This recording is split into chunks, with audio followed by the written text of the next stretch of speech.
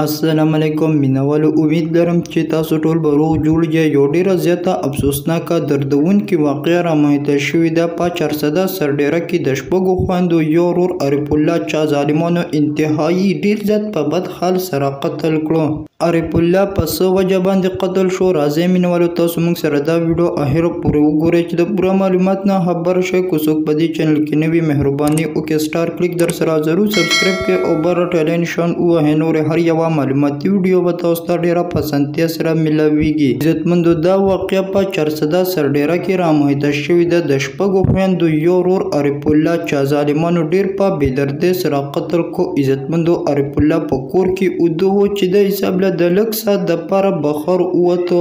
چې نیمه ګنټه وشوله نو کور والا خبر شول چې عارف الله په شوتلو کې پروت دی او چا ډیر په بد حال سره قتل کړی دی. کله چې د عارف الله تره ورغلو نو کله چې عارف الله وکتو هغه ډیر زیات په بد حال سره قتل شوی او دومره ډیرو ډزې ایښتې او په سر باندې چې انتهایی هغه د قتلو نه و.